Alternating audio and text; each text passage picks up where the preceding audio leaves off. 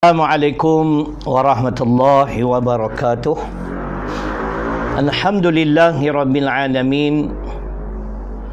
Assalatu wassalamu ala asyrafil anbiya'i wal mursalin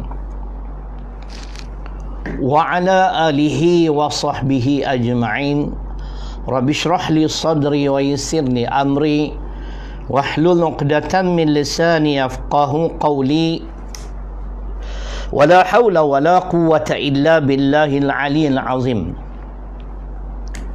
Muslimin dan muslimat, tuan-tuan dan puan-puan yang dirahmati Allah Subhanahu wa taala. Sound okey? Insya-Allah tuan-tuan sound okey jangan duk cerai Baik. Terima kasih kerana masih sudi melayari ataupun hadir untuk mendengar kuliah duha live daripada Tafiz Mutmainah Kampung Baru Pematang Berangan Sungai Petani Kedah, dan saya Ustaz Syahrir Long, pengkuliah untuk kuliah duha dah masuk 20 hari lebih dah. Jadi insya-Allah pada pagi ini saya nak membahaskan, kalau tempoh hari pemimpin yang diredai Allah Subhanahu wa taala. Pada pagi ini secara ringkasnya sahaja, sebab ada appointment pula. Pemimpin yang dimurkai oleh Allah Subhanahu wa taala. Kita dengar baik-baik pada pagi ini. Kalau kita yang terlibat memilih pemimpin yang dimurkai Allah, bagaimana dengan kedudukan kita di hari akhirat kelak? Adakah kita boleh berlepas tangan? Hari ni kita jawab. Sebab tu soal politik ni kena masuk, kena bercakap. Jangan kita anggap soal pilih pemimpin tak ada masalah, soal kecil. Dah soal besar. Kita mulakan dengan surah Al-Qasas, surah ke-28 pada ayat 41. A'udzubillahi minasyaitonir rajim. Wa ja'alnahum a'immah yad'una 'ilan nar wa yaumal qiyamah la yunsarun. Hari ni saya terjemah aja, pakat dengar sini. Tu dia kitab tafsir punya besar. Ini kalau jatuh atas kaki, silap-silap patah balik awal. Baik. Ada orang belajar kat India dulu, kitab hadis, tuan-tuan dan puan-puan muslimin dan muslimat punya besar, kitab hadis Bukhari. Zaman sekarang semua dalam ni. Masya-Allah. Ini ilmu Allah, bukan ilmu manusia. Kalau ilmu manusia tak perlu di-upgrade. Ni asyik upgrade itu menunjukkan manusia ni lemah. Wa ma utitu minal ilmi illa qalila. Al-Isra surah ke-17 pada ayat 85. Dan tidaklah kami, kata Allah, mengurniakan, yakni ilmu pengetahuan kepada manusia kecuali sedikit. Ilmu Allah mengatasi ilmu kita. Baik, ayat saya baca, saya terjemah dulu. Cuma saya nak tuan-tuan dan perempuan dengar tafsiran dia, menepati insya-Allah tajuk yang kita nak bahaskan pada pagi ini. Dan kami jadikan mereka pemimpin-pemimpin. Ada manusia yang ditakdirkan oleh Allah menjadi pemimpin. Kelulusan tak tinggi pun, tapi rezeki dia, kita tak payah jealous lah, tak payah iri hati. Itu rezeki masing-masing, Yang penting dia amanah, dia boleh buat kerja dengan baik. Itu penting. Baik. Dan bukan saya menafikan tak perlu ada sijil, kena ada.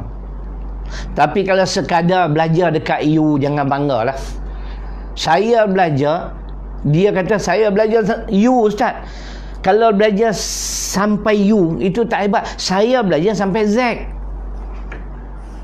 Tak ada orang tawa pun. Kameraman tak ketawa. Seroy dia pagi ni. Nah, baik. Saya belajar sampai U. Aku belajar sampai Z. Mana komplit lah. Dan kami jadikan, kata Allah, yakni mereka ini pemimpin. Bagaimana mereka memimpin rakyat jelata? Yad'una ilan nar wa yawmal qiyamah la yunsarun. Mereka menyeru rakyat, pengikut mereka ke arah neraka. Dan pada hari kiamat nanti mereka tidak akan mendapat sebarang pertolongan. Jadi ingat, kalau kita tersalah pilih pemimpin, ini dia ayat dia. Ada pemimpin yang akan mengheret kita bersama-sama dengan mereka ke dalam neraka Allah. Apa kesalahan mereka? Kita pakat-pakat dengarlah sikit. Dengar huraian ayat 41. Kami menjadikan mereka teladan kesesatan dan kesombongan. Pemimpin macam tu lah. Pemimpin yang sesat, sombong, angkuh. Orang buat semua tak betul. Dia buat semua betul, kita dah bagi peluang, tak mau pulun betul-betul. Kami menjadikan mereka teladan kesesatan dan kesombongan bagi setiap orang sombong dan melampaui batas. Cuba dengar. Kami menjadikan mereka pemimpin yang ditaati orang lain dalam kekafiran yang menyuruh para pengikutnya ke neraka. Itu dia. Kerana mereka mengikutinya, pada hari kiamat tiada seorang pun yang bisa menolong mereka dengan menolak azab mereka. Nampak tuan-tuan? Jadi ada pemimpin yang memang dah sesat, dan mereka mengajak penyokong-penyokong mereka, pengikut-pengikut mereka ke arah neraka Allah Subhanahu wa taala. Al-Qasas ayat 41. Kalau tak baca hadis, cerai. Dia kena baca hadis pula untuk menguatkan hujah. Mana poin tu hilang dah. Hadis dia riwayat Imam Tirmizi. Hadis sahih. Innama akhafu ala ummati al-immatal mudillin. Ini kita nak bahas ni. Sesungguhnya kata Nabi sallallahu alaihi wasallam, aku amat takut. Takut apa? Takut sesuatu yang tidak baik berlaku ke atas umatku. Apa dia? Mereka di akhir zaman nanti, mereka akan dipimpin oleh pemimpin-pemimpin yang sesat lagi menyesatkan. Nabi sebut dah. Tadi Quran. Pemimpin yang menyuruh rakyat jelata, pengikut, penyokongnya ke arah neraka. Ini hadis pula, takkan cerai kot. Kita gabung dua, dalil Quran, dalil hadis. Aku cukup takut, kata Nabi, sesuatu yang tidak baik akan berlaku ke atas umatku ketika mana mereka akan dipimpin oleh pemimpin-pemimpin yang sesat. Huraian pemimpin yang sesat, di antaranya pemimpin yang mengajak rakyat melakukan amalan-amalan yang bid'ah. Ni ustaz dah sebut bid'ah pula. Amalan macam mana cerita? Dan yang tu lain kali lah. Ada bid'ah yang sepatutnya dicakapkan, tak dicakap. Nanti saya bawa kitab pada rumah lah. Bagi saya berpegang dengan pandangan Imam Asy-Syafi'i rahimahullahu ta'ala. Bukan semua bid'ah itu sesat. Ada bid'ah hasanah yang baik. Kita pun ada dari Quran. Yang itu lain kali. Mengajak rakyat melakukan perkara-perkara bid'ah. yang tidak ada kaitan dengan ajaran agama Islam, ataupun mereka mengajak rakyat ataupun mengajak rakyat menjadi rakyat hamba yang fasik. Fasik ni makna dia orang yang melanggar batas-batas ketentuan agama. Agama kita, tuan-tuan, agama lain kita tak tahulah. Kalau agama Islam, apa pun dia ada limit, ada had-had, batas-batas ni. Fasik ni maknanya kita melanggar batas-batas ketentuan agama. Wa ammal ladzina fasaqu fama'wahumun nar, dalam surah As-Sajdah surah ke-32 pada ayat 20. Kesudahan orang-orang yang fasik, Allah kata neraka.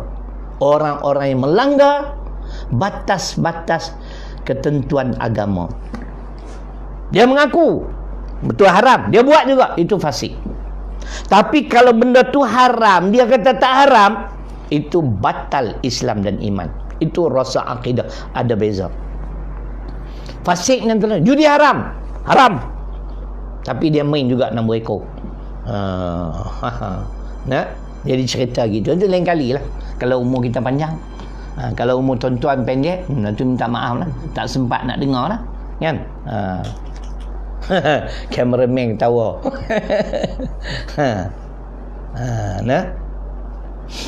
Baik. Kemudian ni yang kita sebut yang menjadi isu dalam negara kita. Kalau tak salah saya tahun lepas, mengajak orang Islam menyambut, merayakan Pongal. Yenadama inga poringe hinada. MGR, Shivaji Ganesan, tu semua hero gambar Tamil. Jadi isu, saya difahamkan pihak JAKIM telah mengeluarkan satu kenyataan bahawasanya perayaan Pongal ada unsur syirik. Pula dah. Nak suruh sambut Pongal, tak payahlah. Kita orang Islam, kita duk sibuk dengan agama lain, buat apa? Apakah kita perlu jaga semua agama? Ni yang payah. Ayat tu cukup jelas. Ada kat sini. Ayat ke-19. Inna dina indallahil Islam. Sebab kita dengar, inilah dalil kita perlu menjaga semua agama. Biar betul. Orang Islam nak jaga agama Hindu, buat apa? Biar Tok Sami dia lah jaga, kan? Contoh Ali Imran ayat 19. Dengar tuan-tuan dan perempuan, dengar terjemahan. Sesungguhnya agama yang benar dan diredai di sisi Allah ialah Islam, the one and only religion. Satu-satunya agama yang Allah iktiraf, acknowledge, only Islam, tak ada yang lain. Yang kita duk pulun baca ayat ni, kata inilah dalil. Benarkah tidak adalah dalil kita kena jaga semua agama. Susahlah macam tu. Itu cerita dia, Ali Imran 19. Jadi di antaranya isu Pongal. Orang bukan Islam, saya dah sebut, hak mereka will not be jeopardized. Tak akan terhakis. Itu hak mereka. Biarlah. Kita Islam, kita jaga Islam. Tunjuk syakhsiah Islam, akhlak Islam. Hari ni Ustaz Nasbih tak nampak pun. Tidur pun tak bangun. Tuk bubuh gambar apa pula. Macam-macam apa ni. Tu cerita dia. Baik. Itu di antara mengajak rakyat melakukan kefasikan, benda-benda bid'ah yang boleh merosakkan akidah. Ajak rakyat kita sama-sama merayakan semua agama. Tengok-tengok juga, ada benda yang boleh, ada benda tak boleh. Kalau dah disahkan ada unsur-unsur syirik, apa yang kita kelang kabut sangat? Baik, itu contoh. Tapi ingat, siapa yang kita pilih sebagai pemimpin sewaktu kita hidup di dunia ini, agak-agak kita lepaskah? Ya. Pimpinan Ar-Rahman, Al-Isra, surah ke-17, ayat 71, muka surat 697. Firman Allah Subhanahu wa taala, "Yauma nad'u kulla unasin biimamihim." Hari yang mana kami, kata Allah, akan menyeru, akan memanggil setiap manusia bersama-sama dengan imamnya. Imam surau, imam masjid, surau masjid pun dah tutup. Bukan imam solat. Dengar, muka surat 697. Saya dah tanda siap-siap dah. Huraian arti imam. Imam di sini maksudnya pemimpinnya.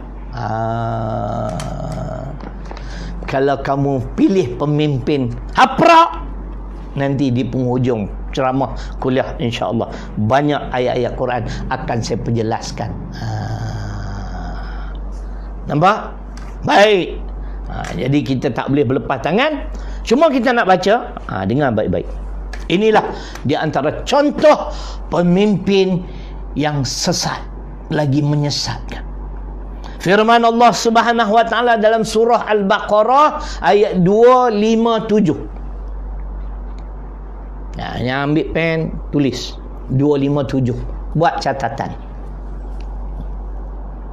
Allahu waliyul ladina amanu yukhrijuhum minaz zulumati ilan nur walladzina kafaru awliya'uhum at-taghut yukhrijunahum minan nur ila zulumat ulaika ashabun nar hum fiha khalidun. Ada dua macam pemimpin. Saya terjemah dulu, kemudian kita dengar tafsir ni.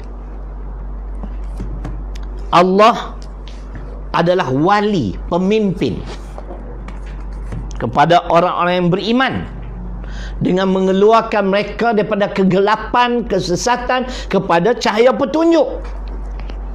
Bagaimana Allah memimpin umat manusia? Senang je jawapannya. Dengan menurunkan Al-Quran dan segala perintah yang terkandung di dalam Al-Quran ini diterjemahkan dalam bentuk amalan oleh Muhammad sallallahu alaihi wasallam. Jadi tak ada excuse, alasan tak faham Islam. Muhammad telah tunjukkan pada para sahabat dan turun-turun terus sampai ke ulama. Hari ini kita ada ulama yang memimpin kita. Allah memimpin manusia dengan mengeluarkan mereka daripada kegelapan pada cahaya petunjuk. Dengar baik-baik, itu Allah. Walladzina kafaru, dan orang-orang yang tidak beriman, siapa pemimpin mereka? Awliya'uhum at-taghut, pemimpin mereka ialah taghut. Apa kerja taghut? Yukhrijunahum minan nur ila zulumat, mengeluarkan mereka daripada petunjuk hidayah kepada kegelapan kesesatan. Sebab tu pilih pemimpin ni penting. Walaupun kamu ulama, ilmu kamu hebat, tapi kalau pemimpin kamu taghut, kamu juga sesat. Kamu keluar fatwa yang nak ambil hati dia. Ini semua ulama cari makan. Nantilah bila sampai ada, tak usah bimbang, ustaz ni dia cakap ada fakta ni. Muka surat kalau tak salah saya 101 tentang ulama cari makan jual ilmu agama. Nanti saya nak rujuk 101. Buka kena 101 dengan izin Allah. Masya Allah. Ni. Lain kali lah. Ada Ali Imran surah ketiga ayat 187, muka surat 101, tafsir Profesor Mahmud Yunus. Taghut dia mengeluarkan manusia pada cahaya petunjuk pada kegelapan. Dan mereka ini, kata Allah, ulaika ashabun nar hum fiha khalidun. Mereka ini adalah penghuni neraka dan mereka kekal di dalamnya selama-lamanya. Tak keluar dah. Orang Kedah kata tak keluar dah, duduk sampai bila-bila. Dengar uraian 257. Allah pelindung dan penolong orang yang beriman. Lagi mana kita beriman, jangan bimbang, jangan risau. Dia menjaga, membimbing dan membantu mereka dengan pertolongannya, mengeluarkan mereka dari kegelapan kufur, keraguan dan kebodohan menuju cahaya hidayah, iman dan ilmu. Masya Allah, itu cara Allah memimpin umat manusia. Sementara itu, dengar, pelindung orang kafir ada para pemimpin sesat. Itu dia, para pemimpin sesat. Hak haram jadi halal, hak wajib, no way man. We are multiracial country. It's impossible to implement Islamic rules ataupun Islamic laws. We have Chinese, Indian, Bengalis and so on, you know. Cakap orang putih pula cerai punya kaki. Hang tak usah cakap lah. Kalau benda tu wajib lah. Ni tengok dia kata. Sementara itu pelindung orang kafir adalah para pemimpin sesat. Dia semua sesat. Apa kerja mereka? Mereka mengeluarkannya dari cahaya keimanan yang merupakan fitrah dari Allah menuju kegelapan kufur, kemaksiatan dan kebodohan. Akhirnya jadi rakyat bodoh, mengikutnya. Macam Fir'aun memperbodoh-bodohkan rakyatnya. Fastakhaffa qaumahu fa'ata'u innahum kanu qauman fasiqin. Lalu Fir'aun memperbodoh-bodohkan rakyatnya. Lalu seluruh rakyat bumi Mesir taat kepada dia. Jadi rakyat ni rakyat yang fasik, kata Allah. Az-Zukhruf surah ke-43 ayat 54. Alhamdulillah, saya tengok kebelakangan ni banyak. Apa rahsia Ustaz punya ingatan yang cukup kuat seperti CPU komputer? Okay, I'll answer your question. Okay, first and foremost, gifted. Anugerah Allah kepada saya. Yang kedua tak ada pula dah. Mana buku? Yang kedua, apa pun kita jawab dulu. Ayat Quran surah An-Naml 40 dan juga surah Al-Hijr ayat 21. Itu ayat tentang gifted. Apa yang kita nikmati, kecapi, semuanya kurniaan pada Allah. Yang kedua, inilah buku. Mungkin sahabat belum lagi melihat. Aku dan Al-Quran. Saya dulu blank tentang Quran. Nak ingat jauh sekali, baca pun tak betul. Sekarang Alhamdulillah boleh baca, tapi suara tak sedap lah macam Johan tilawatul Quran. Saya belajar kaedah hafazan. Kalau nak order boleh, insyaAllah bacalah dalam Facebook tu. Itu cerita dia. Tapi kadang-kadang sahabat yang bertanya, kadang-kadang berlaku juga kesalahan, kesilapan. Sebab apa? Ini kekurangan manusia. Wa khuliqal insanu dha'ifa, An-Nisa 28. Aku cipta manusia dengan serba kekurangan. Termasuk saya. Jadi maknanya Allah kurnialah. Kita tak ada benda yang kita nak bangga. Kalau kita berjaya dalam bidang perniagaan, macam mana awak kaya? Kita jawab kurniaan Allah dulu. Baik. Kemudian dah jelas, begitu jelas, ada pemimpin yang akan mengheret, membawa rakyat ke arah neraka. Percayalah, kalau mereka ini telah mengeluarkan seseorang pada cahaya petunjuk kepada kegelapan, mereka dengan bersama-sama dengan pemimpin mereka kekal di dalam neraka selama-lamanya. Baik, saya nak buat contoh-contoh yang saya tak mau ulang lah. Dah 25 minit dah, mungkin hari ni kejap. Di antaranya contohnya Namrud yang kita sebut. Dengan kesombongan, keangkuhannya, dia berlagak seolah-olah dia ni macam dia standing seperti Allah. Dia juga binasa. Tetapi ada rakyat yang bodoh. Rakyat bodoh ikut dia.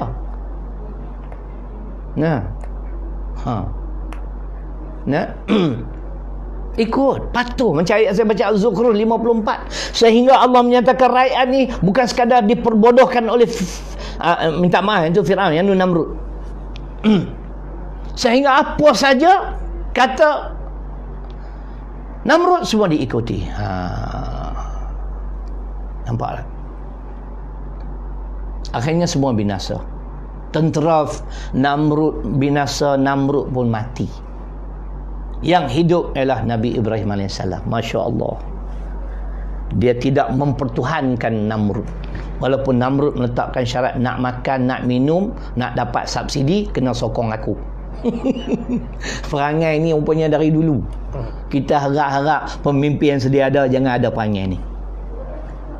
Yang kamu nak bagi subsidi, bantuan, bukan duit bapak kamu, minta maaf lah. Rakyat bayar cukai. Alhamdulillah, kita bersyukur. Kerajaan pimpinan Tan Sri Muhyiddin Yassin telah melaksanakan sesuatu yang baik. Tu pun ada angin-angin kata bulan 5 ni nak tukar kerajaan pula. Asyik tukar kerajaan bila kita nak settle down. Sabar-sabarlah, bagilah habis penggal. Lagi 3 tahunnya sabarlah. Cerita dia. Baik. Begitu juga Firaun yang proclaim ana rabbukumul a'la, aku Tuhan pentadbir kamu. Rakyat bodoh ikut juga macam ayat tadi Az-Zukhruf. Sehingga kan Allah label rakyatnya mengikut pemimpin yang sesat ini fasik. Apa kesudahan mereka? Kesudahan Firaun dengan kaumnya kena rojok surah Yunus surah ke-10 ayat 90 hingga 92. Sehingga jasad Firaun Allah selamatkan, terdampar di tepi pantai supaya menjadi iktibar kepada orang terkemudian. Itu di antara contoh. Baik. Akhir sekali, saya nak straight to the point. Mana ayat-ayat yang menyatakan sesiapa yang salah pilih pemimpin, sengsaralah kehidupan di akhirat. Bahkan mereka bertelagah sesama sendiri. Pemimpin dengan rakyat bertelagah di hadapan Allah. Di antaranya Al-Ahzab surah ke-33 bermula ayat 66 hingga 68. Yauma tuqallabu wujuhuhum finnar yaquluna ya laitana ata'na Allah wa ata'na rasula wa qalu rabbana inna ata'na sadatana wa kubara'ana fa adalluna as-sabila rabbana atihim di'faini minal adab wal anhum la'nan kabira. Dengar. Ni di antara dalil.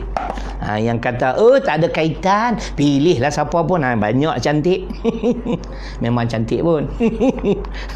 Tunggulah esok. Di dunia boleh layak buruk. Akhirat esok tahulah, ada akal.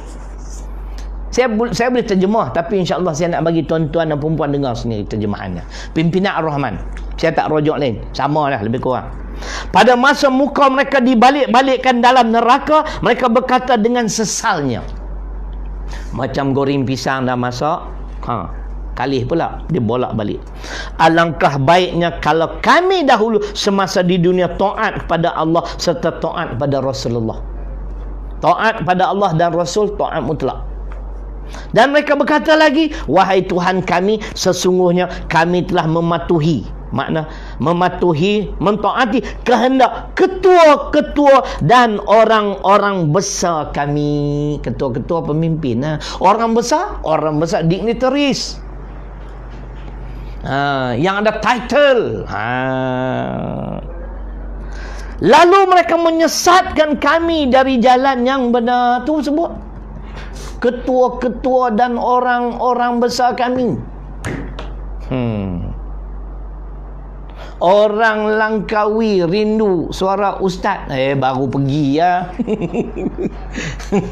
Baru pergi berapa bulan, 2 bulan.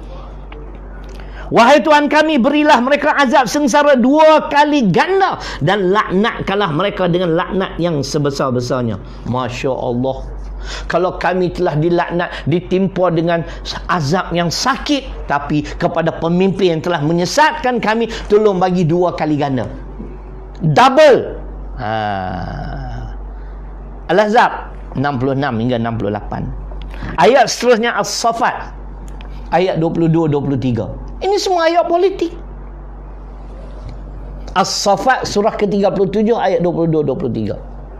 Allah memerintahkan pada malaikat, usyurul ladzina zalamu wa azwajahum wa ma kanu ya'budun min dunillah fahduhum ila siratil jahim. Dengar. As-Saffat ada tafsiran yang kau saya bagi tuan-tuan dengar. As-Saffat surah selepas Yasin ni. Apa cerita ni, tanda tani pula ni, tak kena pula. Dekat ni betul. Allah perintahkan malaikat,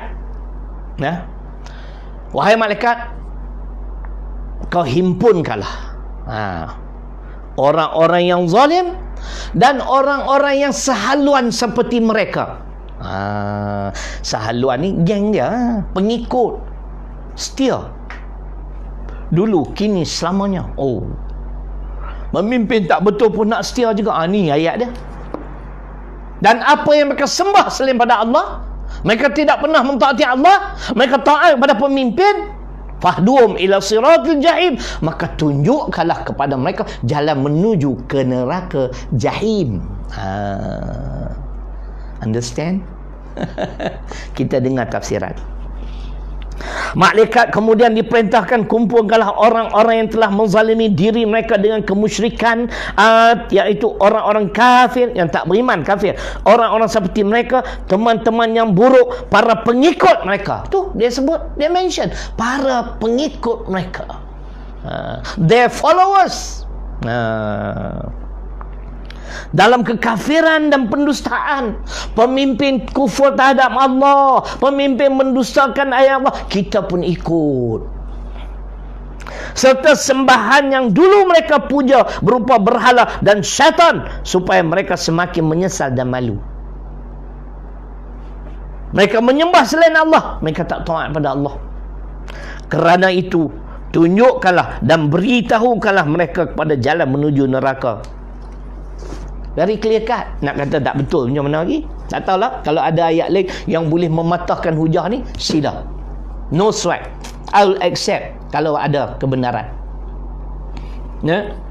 Akhirnya surah Ibrahim ayat 21. Lagi. Yang ni saya kena rujuk sebab lama saya tak baca. Wa barrazu lillahi jami'a faqala ad-du'afa lilladzina istakbaru inna kunna lakum taba'an fahal antum mughnuna 'anna billah. Tu saya kata saya tak ingat lama. Fahal antum, surah Ibrahim surah 14 ayat 21. Ujung-ujung tu. Quran ni dia kena ulang-ulang selalu. Biasalah ustaz dia rasa dia hebat, dia tak nak ulang, tu dia lupa. Kan? Surah Ibrahim surah ke-14 ayat 21. Dia rebel sikit tamu. Fahal antum mughnuna 'anna min 'adabillahi min syai'. Qalu law hadanallah la hadainakum sawa'un 'alaina. Ajazi'na am sabarna ma lana min mahis. Ayat ni panjang. Tu, ini untuk mengakhiri. Lepas ni jangan kata pilih pemimpin siapa pun tak apa, tak boleh. Dengar. Dan mereka sekalian tetap akan berhimpun menghadap Allah untuk dihisap pada hari kiamat. Siapa? Dengar. Kemudian orang-orang yang lemah dalam kurungan yang menjadi pengikut. Berapa puluh kali pilihan raya yang sama juga, tak betul pun sama, lawan Islam pun ambil. Aduh, letih.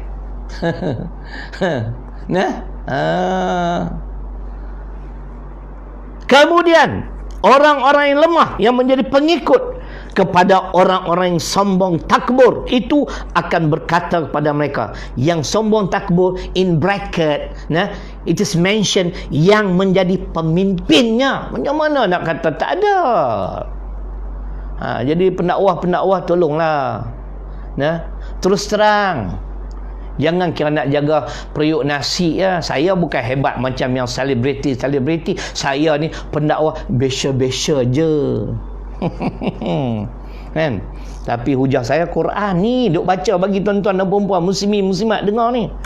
Tadi yang lemah tu pengikut, yang sombong takbur tu dia kata yang menjadi pemimpinnya. Apa pengikut kata kepada pemimpin? Sesungguhnya kami telah menjadi pengikut kamu, maka adakah kamu dapat menolak daripada kami sedikit dari azab Allah? Waktu di dunia tu Allah, kamu buat apa pun kami 100%. Kamu kata 1 campur 1 3, kami kata 3. Punya taat. Bukan membabi buta, taat mengkhinzir buta. 1 campur 1 2. Pemimpin kata 3, dia kata 3. Kadang-kadang ulama bersama. Ulama jenis cari makan. Itu pengikut kata kepada pemimpin. Apa jawapan pemimpin? Dengar baik-baik. Mereka menjawab, kalaulah Allah menunjukkan jalan selamat pada kami, tentulah kami tunjukkan jalan itu pada kamu. Mana kalau kami suatu hidup di dunia, kami mendapat petunjuk daripada Allah, kami berpandukan Al-Quran dan As-Sunnah, hari ini kamu dengan kami selamat. Apa jawapan mereka seterusnya? Sekarang sama sahaja kepada kita. Kita serupa. Ada yang tak ketawa? Cerai kita serupa. Assalamualaikum Ustaz Muhammad Nasbir. Tak jawab pun. Ni ayat Ibrahim surah ke-14 ayat 21. Ada lagi Al-Baqarah 166, 167. Tuan-tuan dan puan-puan rujuk sini. Saya ada agak kelewatan. Sekarang sama sahaja kepada kita, sama ada kita menggelisah dan mengeluh atau kita bersabar, tiadalah sebarang jalan bagi kita untuk melepaskan diri dari azab itu. Takkan tak percaya lagi, ya Allah. Ya Allah, berilah hidayah ya Allah pada kami semua umat Islam di Indonesia ni, supaya kami mulai saat ini hingga ke akhir hayat kami akan berpandukan petunjuk-Mu Al-Quran dan petunjuk kekasihmu Nabi Muhammad sallallahu alaihi wasallam. Jadi itulah di antara contoh-contoh ciri-ciri pemimpin yang dimurkai oleh Allah. Dan rakyat bukan bodoh, korang pandai, tapi samalah balul, main ikutnya.